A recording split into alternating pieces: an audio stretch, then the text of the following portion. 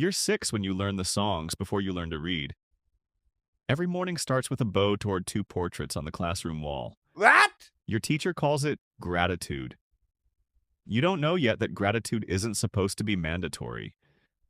You're 8 and you're told your family has a rank, like everyone else's family, and yours is not a good one. Nobody explains why.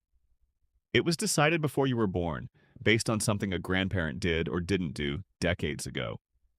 You just know certain schools are closed to you, certain jobs always will be, and nobody around you treats this as strange enough to question out loud. You're 10, and the electricity goes out most nights. Your mother tells you the cities you'll never visit have lights on all night long, for the leader's safety, for the nation's image. You're 12, and a boy in your class disappears. Nobody says where. Nobody asks. You learn that asking is its own kind of danger. You're 14, and you're handed a small radio in secret by an older cousin, tuned to a frequency that isn't supposed to exist. You hear for 11 minutes a different version of the world than the one you've been taught.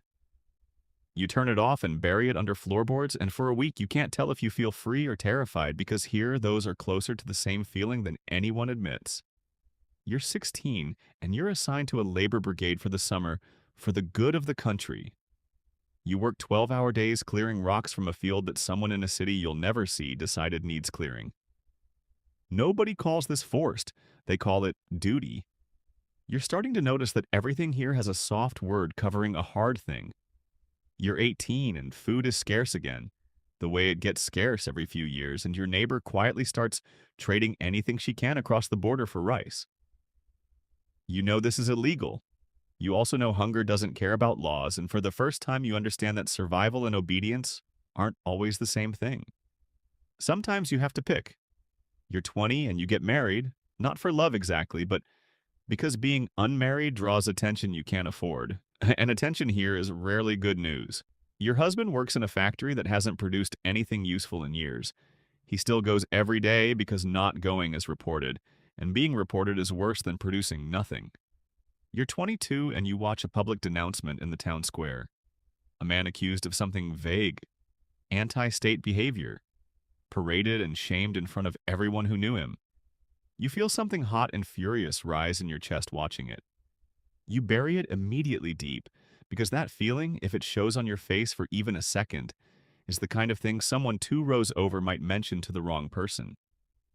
You're 23 and you think just once seriously about the border. You've heard the stories. The river, the night crossings, the brokers who help for a price and sometimes betray you for a better one. You map it out in your head for weeks. Then you think about your mother who would be punished for your leaving even if she had nothing to do with it, and your husband, and the brigade leader who already watches your family a little too closely. The door closes itself before you even reach it.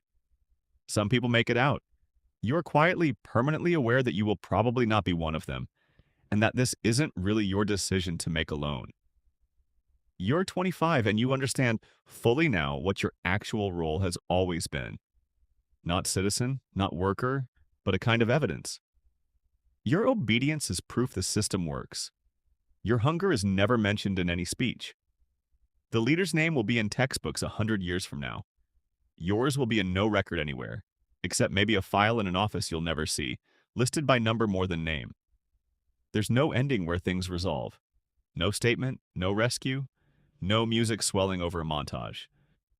You wake up most days, do the work assigned to you, say the things expected of you, and go to sleep having drawn no attention to yourself for one more day.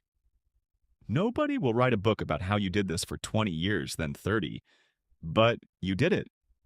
Still breathing, still yourself, underneath all the performing, still here when so many quiet ways of disappearing were always available.